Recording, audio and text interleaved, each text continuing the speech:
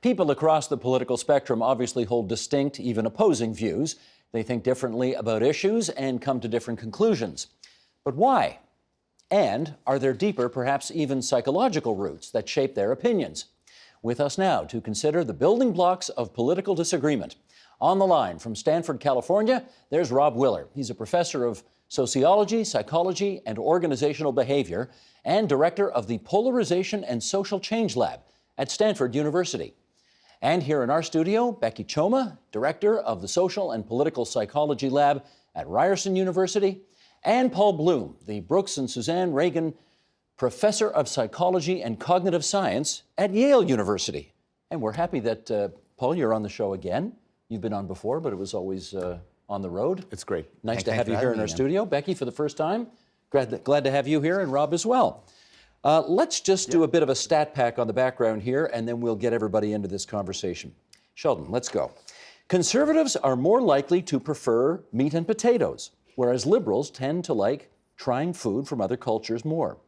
According to political scientist John Hibbing, liberals like free verse poetry, and conservatives prefer their poetry to rhyme.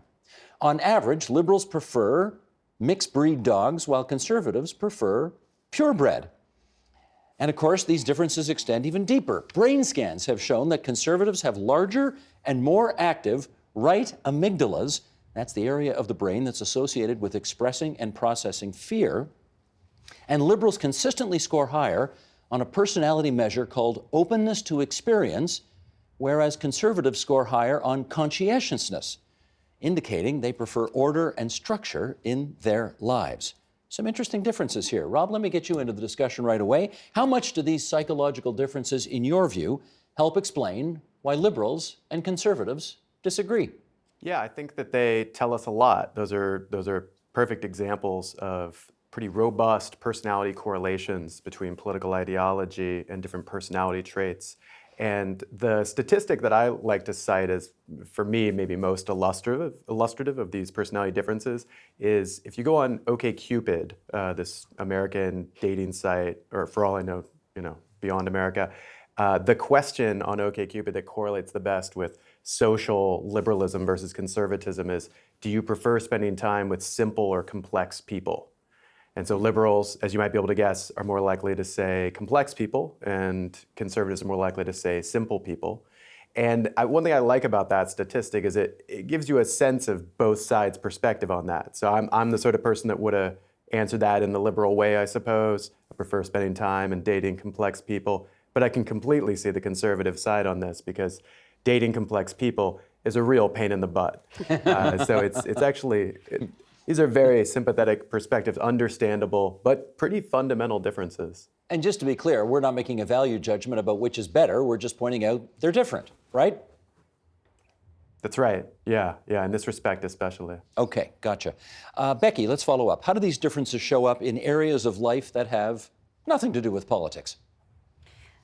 So they can show up, like you mentioned before, in terms of music preferences, sometimes with how people dress, activities, movies that you like. So there was a study several years ago that went into college students' dorms, and they could tell by kind of the things that were around their room what their political orientation was, based on the kind of novels that they might be reading and things like music preferences. Neat.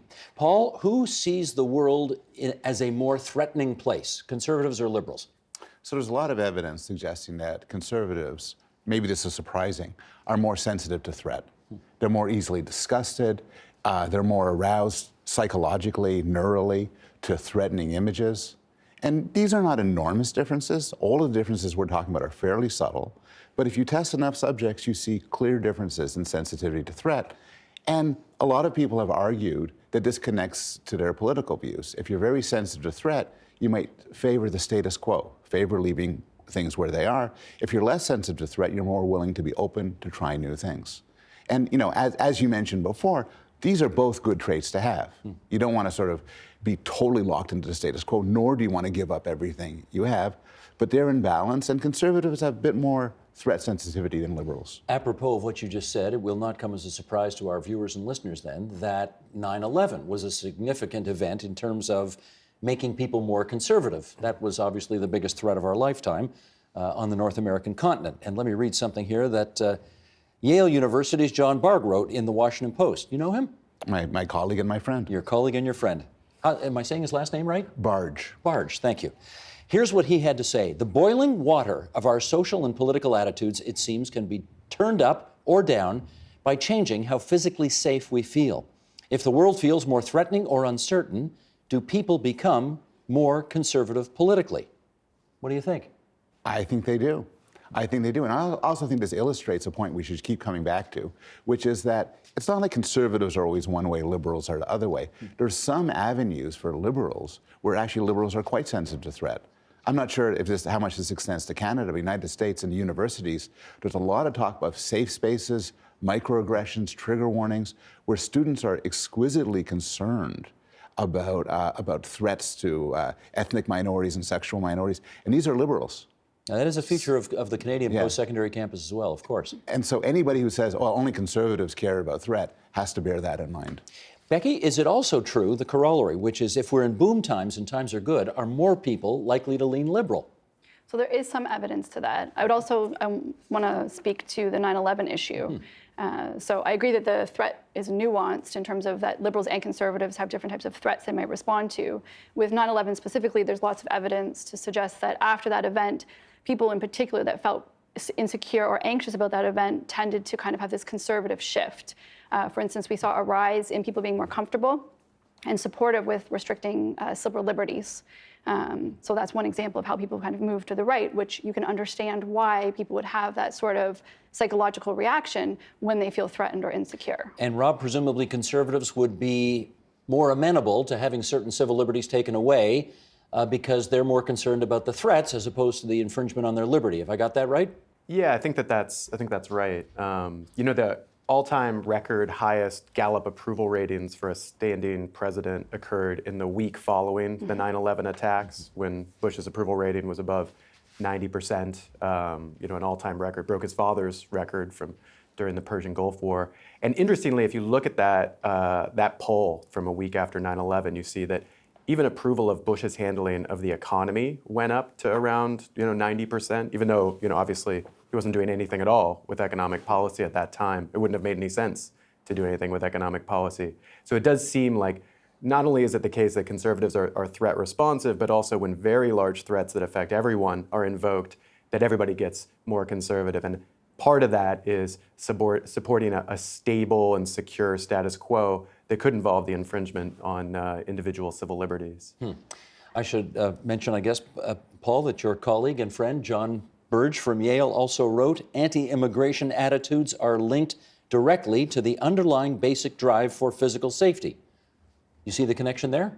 I think there's some truth to that. I think that when you're under attack, you feel you're under threat. Your concerns naturally focus on your friends, your family, your community, people close to you. It's not crazy. And then you might have a similar aversion to people from outsiders. And there's some evidence, for instance, that how sensitive you are to disgust, which is a sensitivity more for conservatives and liberals, is connected to your aversion towards immigrants and also towards, say, sexual minorities. Actually, let me follow up on that, because I got a little excerpt here from the Atlantic magazine from earlier this year. Let's do this one here, Sheldon, bottom of page 3. So many scientists have thrown themselves into this line of research in recent years that it has become an accepted discipline, sometimes jokingly given the aptly unappetizing name Disgustology. Their conclusions raise a lot of questions, chief among them, why in the world would your reaction to mutilated animals, vomit, and other unwelcome things somehow be associated with your views on transgender rights, immigration, or anything else stirring debate in the news? Okay, Paul, follow up. Help us understand. What role does disgust play in creating our political views? It's a good question, and I'm actually not sure we know how to answer that question. So if you feel an aversion towards dog poo or bloodied bodies or bad smells, how would that connect to your politics? And one view is that it is a more abstract connection. So disgust involves threats to the body, but you could extend this to threats to the self, to the soul. And this could lead disgust sensitivity to extend to an obsession with purity, with sanctity, with not wanting to be like an animal, with not wanting to besmirch yourself. And so disgust concerns, which are very physical and bodily, extend to sexuality. They extend to wanting to protect a community. And the connection, again, is subtle. If I know how disgust sensitive you are, I could predict whether you're liberal or conservative to some extent, but not very well. It's not a slam dunk. It's very, very far from a slam dunk. Far from. Nothing that we're talking about is a slam dunk. You could take a liberal, and your odds are not reasonably high that they have a lot of psychological conservative traits and vice versa. This is very important to keep in mind, because if you break if you think there's too sharp a dichotomy between conservatives and liberals, you might be have too negative a view about the possibility of reconciliation. Got it. Rob, you want to come in on disgustology? Yeah, I just want to jump in and totally agree with Paul that it's important not to exaggerate these differences too much. You know, there are domains and political issues where liberals are more purity concerned and disgust sensitive than conservatives, like genetically modified, foods, or the risk of radiation from, nuclear power plants. These are areas where liberals would look more like conservatives in this sense of being very purity concerned, disgust sensitive.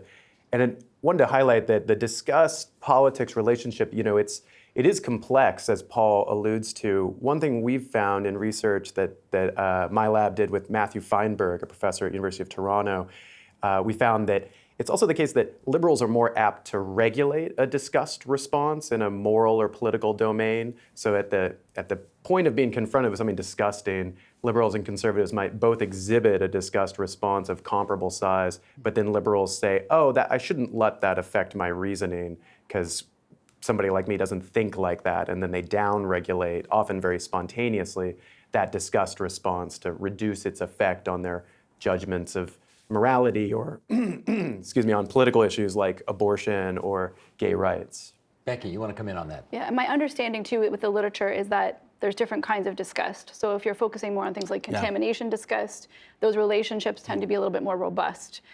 Just give me an example of contamination disgust. What is that? Involving illness, making contact with somebody who's physically ill, who's blowing her nose and everything. Some people are saying, I don't care, that's fine. Some people are saying, I want to go to the next room.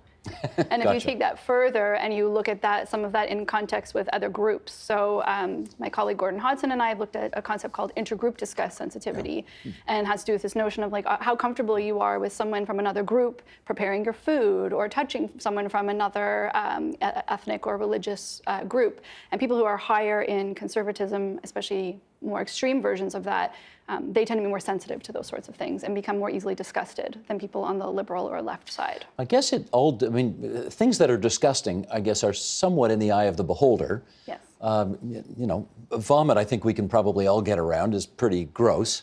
Some people would consider the behavior of the current president of the United States to be disgusting. Would that indicate as well what we're talking about here today? Yep, and I think that probably speaks to what Rob was talking about before, that this kind of can be domain specific. So liberals are also going to be disgusted by particular events or people or attitudes, but maybe what Rob's suggesting is that they might be more apt to kind of regulate those sorts of emotions. Yeah, I want to throw in my agreement with both of you. And so you're exactly right about Trump. Trump is seen as morally disgusting in many ways. His acts are seen as sort of, cruel and arbitrary and capricious in such a way that it seems in some way linked up to disgust. And you find if you move away from a simple conservative liberal split when you start thinking about that, and also when you think about different domains. So it turns out that conservatives are very concerned about sexuality and very concerned about purity and the sanctity of sexuality. Liberals, on the other hand, are very concerned about food, about where it comes from, where, the ethics of it, whether it's farmed fresh, how it's prepared. And so one way of thinking about it is it's not so much as a bunch of dials and they're turned up higher for one group than for others, but really that these dials are connected to different domains. Rob, if I can return to the Trump example, I can remember well myself this past summer on a dock in cottage country in the province of Ontario, having a conversation with 3 Trump voters who were visiting from Michigan. And they were, I guess amused by the president's conduct, but they were not disgusted by it. That reflects something that we're talking about here today, right? Yeah, absolutely. I think that liberals and conservatives, Democrats and Republicans in the American context, perceive reality through very different partisan and ideological filters.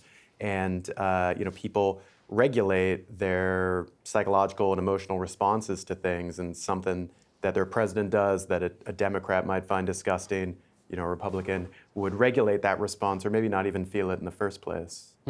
Rob, while you've got the floor, let's just dive a little deeper here on some of the work that you've done comparing the moral beliefs of conservatives and liberals. And let's start with this. To what extent do you think people on the right and the left live in different moral worlds? Yeah, I think there's a lot of truth in that. There's a pretty robust finding in the political psychology literature that liberals tend to endorse and deploy moral values like protecting people from harm, empathy, fairness, and equality more than conservatives do, while conservatives deploy moral values like group loyalty, patriotism, respect for authority, and moral purity and sanctity more than liberals do. And we find that when they go to make the case for their specific political positions, liberals and conservatives tend to rely on their respective moral values. But this can often lead them to make cases for their politics that don't resonate with the other side, might not even be legible to someone on the other side. Well, that's so a good point. if you're a liberal and you're hearing... Let me follow up on that. No, I want to do two quick follow-ups with you right here, because give us for instance, if a liberal were trying to change a conservative's mind about, for example, climate change, what would be the better arguments to marshal, given what you've just told us?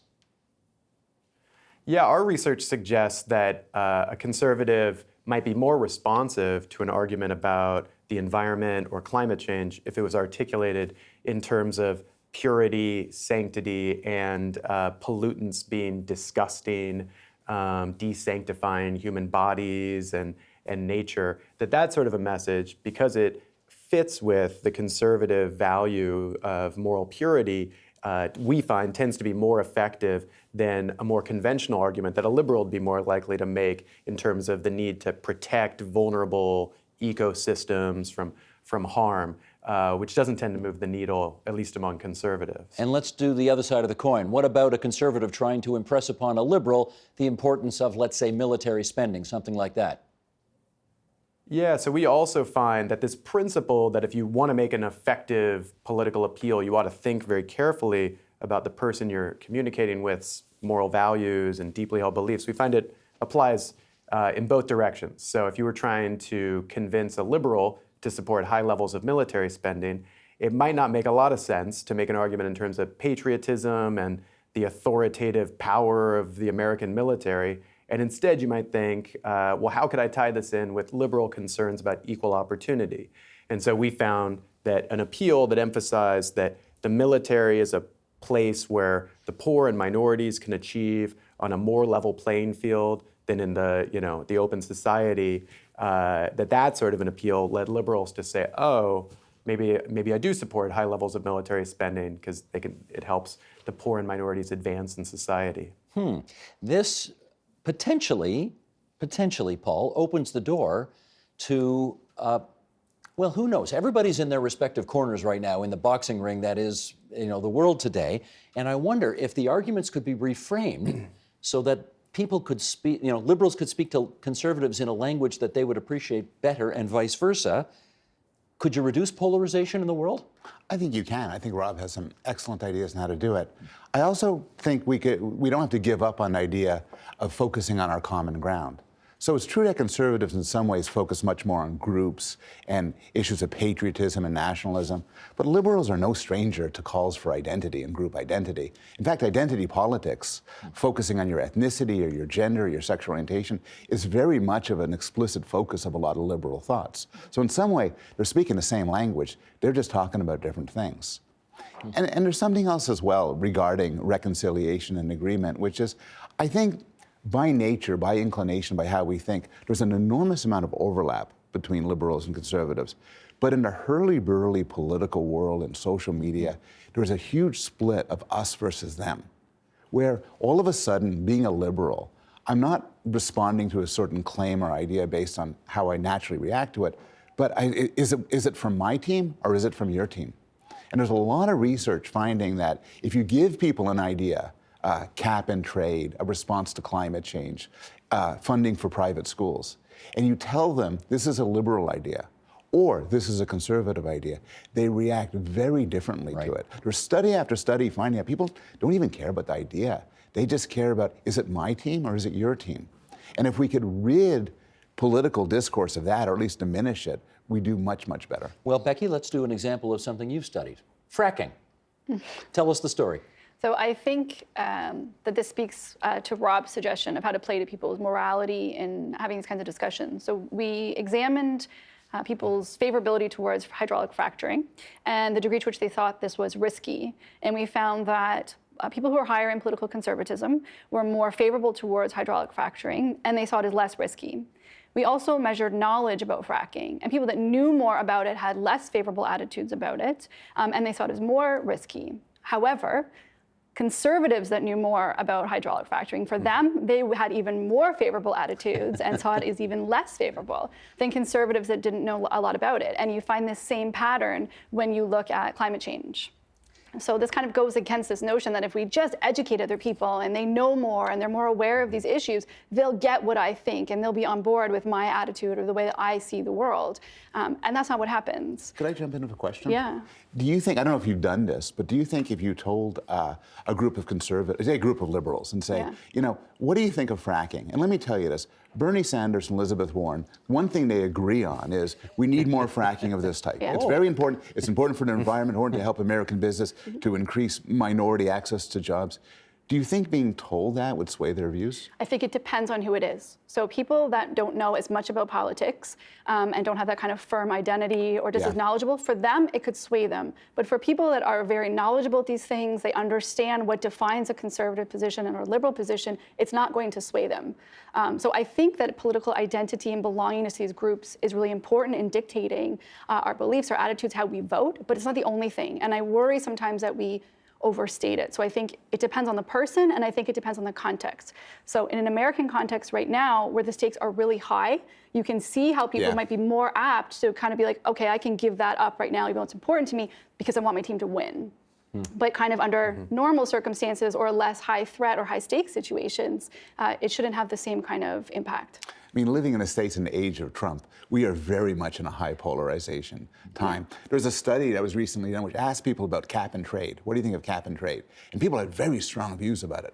Then they asked them another question. What is cap and trade? And they didn't really have much of an ability to talk about it. Yeah. And I got to say, I have found myself espousing strong views and realizing I don't know that much. I just know what views I'm supposed to have. Yeah. I'm still waiting for the moment where the conservative person says, wait a second, Bernie Sanders and Liz Warren are in favor of fracking? You don't think anybody would say that? They would be surprised, I think. They would be surprised indeed if they were to say that. Yeah. Okay, let's, apropos of my team is better than yours, let's go on to this. In today's polarized world, is it simply, okay, Rob, you start with this. Is it simply more important for people to say, I'm with my team, I don't care, I'm not influenceable by facts, I don't care what the facts say, loyalty to my team is all what it's about nowadays, right? Yeah, I think there's a lot of evidence for that. And I think that what we see when we look at trends in polarization in the US over the last 40 years or so, and this is in the general public, mind you, that you don't see as much of ideological polarization wherein people are clumping around coherent ideological worldviews, because people are they're a little bit disorganized in their thoughts. They don't spend all their time thinking and talking about politics. And those who do, they are very ideological on average. But what we see very clearly is this rising antipathy across party lines, where Democrats and Republicans, increasingly dislike the political outgroup and favor their own in-group over the last 40 years or so. And if you look for what sparked all this, I think that the biggest thing that sparked it was that at the elite level, elected politicians, Congress people, the president, and so on, they polarized first. They separated along party lines and became ideologically distinct, by the 80s or so, in a way that was not so much the case in the 50s. And once that happened, it became easier to say, oh, okay, no, I really am a Democrat because I'm a liberal, and I really am not like those other people, and in fact, I really dislike them. But when things were a little more mixed up in terms of what Democrats and Republicans believed, as was the case in the 50s, it was harder to hate the other side because they were not so clearly different from your own. Becky, let me pursue with you the notion about whether or not we are less polarized in Canada than they are in the United States. Basically, everybody who gets elected down there is a Democrat or a Republican. Basically, I mean, you got a few independents along the way, but basically that's it. We just had an election which is going to send liberals and conservatives and New Democrats and blocistes and Greens to our federal parliament. And the People's Party, even they didn't win any seats, but they got a bunch of votes. What does that say? I think there's several things that are going on. I think we're not immune to the kind of quote unquote tribalism that's happening south of the border, but I think that we have some buffers in the sense that we have a multi-party system. Now, if any one of those parties should gain more popularity to kind of lose some of those, I think we would be in greater danger of having this kind of us versus them mentality. And I think that still exists here. But it's difficult to have that to the same extreme because we have more than one party. So there's multiple people kind of vying for power. How accurate do you think the view that conservatives have of liberals and vice versa, Paul, is? Yeah, there's been a lot of work on this, and there are two things. One thing is that psychologists are always interested, everybody's interested in bias against women, against black people, against gays, and there's subtle measures of this. But the biases we have, at least in the States, towards the other political team are anything but subtle. They're powerful. People just say, if you're a Republican, I don't want to see a Democrat, I don't want my kid to marry a Democrat. And then you get to the question of accuracy. So when you ask people about other groups, let me ask you some questions about gay people, about women. It turns out a lot of studies have been done showing that people have a pretty good perception of the other group, what jobs they tend to have, all sorts of other factors about them. But this goes to garbage when you ask people about politics. So liberals have very confused ideas about conservatives, and conservatives have very confused ideas about liberals. And what happens is that this sort of tribalism we're talking about distorts our thinking. If you're my worst enemy in the world, I'm not going to think about you in an objective fashion. I'm going to pile upon you every stupid and ugly attitude. And you know, it's not hard to see that this is not a good thing politically. And maybe this is why Canadian politics, which doesn't have the strict, either or dichotomy that American politics has, is less vicious than American politics, so a lot less interesting too. The last time you were on this program, and in fact I can see your book on the shelf right over there, we talked about your book about empathy, and so I'm going to facetiously say to you right now, because I know what your answer is going to be, more empathy would help this, right? Well, I'm actually going to say yes. Come on. I'm going to surprise you to say yes. You sure will surprise me. Which is, it depends what you mean by empathy. Okay. So one sort of empathy, which means feeling the pain of others, feeling the suffering of others. A study came out last week, which is causing a lot of play, which finds that the more empathy you have of that sort, the more you hate the other group. Why? Because you devote all that feeling and empathy towards your own group. It makes you more tribal. On the other hand, there's another sort of empathy which involves understanding people, perspective taking. And I think that is mostly for the good. I think that if I was a Hillary voter, I don't need to put myself in the shoes of a Trump voter, but I should try to understand why they voted for Trump. Among other things, if I want my side to win the next time, it sure helps to know why I didn't win last time. Just a few minutes to go here, and let me get Jonathan Haidt into this conversation. The social psychologist recently had this to say: left and right are like yin and yang. Both see different threats, push in different directions, and protect different things that matter and that are at risk of getting trampled by the other side. Okay, bigger picture here. Do liberals and conservatives need each other in some way, lest their own impulses turn inward and destructive? Becky. So I'd say on a macro level that it's probably beneficial to have a diverse pool of ideological outlooks. I think anything in the extreme could kind of lead us down a dangerous path. And I think there's many examples of very extreme right-wing or left-wing governments around the world that kind of play to that to illustrate kind of the dangers. I think having us sort of push each other back and forth and keep us in check, again, on a macro level, is probably beneficial on the whole. Rob, I disagree with everything you say, but damn it all, I need you. Is that what we're saying? I think there's a lot of truth in that. I think ideological diversity can help groups make better decisions and come up with more different, possibly better ideas. I also think that an ideologically pluralistic society is a difficult one to steer effectively because it's disposed to creating these sort of tribal differences. So if I have deeply different views on things that matter a lot from you, in an ideal world, we get together, we come up with a way to get all the advantages out of that and none of the weaknesses. But I think there is also a very strong tendency for us to decide that we are fundamentally different and our differences are irreconcilable because they go all the way down to our bones, to our values. And so I have a little bit less of a rosy picture of moral pluralism. Paul, last 30 seconds to you. We know that when political parties want to raise money, all they do is put every alleged sin of their opponents in those letters, and they just watch the shekels come in. We're kind of doomed in this regard, aren't we? We have our worst instincts, and there's a lot of money and votes and power in exaggerating the differences that exist between these groups. But I agree with these other guys. Pluralism is what we should aspire for as voters and as individuals. Authoritarians on both sides will try to shut that down. They'll try to shut down free speech. They'll try to shut down communication. And I think we have a sort of moral duty, liberals and conservatives both, to try to listen and try to get together and try to be pluralistic in the best of all possible ways. Amen. That's a great place to leave it. I want to thank all three of you for coming on to TVO tonight. Rob Willer at Stanford University in California, Becky Choma from Ryerson University here in Toronto, Paul Bloom from Yale University in New Haven, Connecticut. It's great to have all of you on TVO tonight. Thanks so much. Thank you. The Agenda with Steve Paikin is brought to you by the Chartered Professional Accountants of Ontario. CPA Ontario is a regulator, an educator, a thought leader, and an advocate. We protect the public. We advance our profession. We guide our CPAs. We are CPA Ontario. And by viewers like you. Thank you.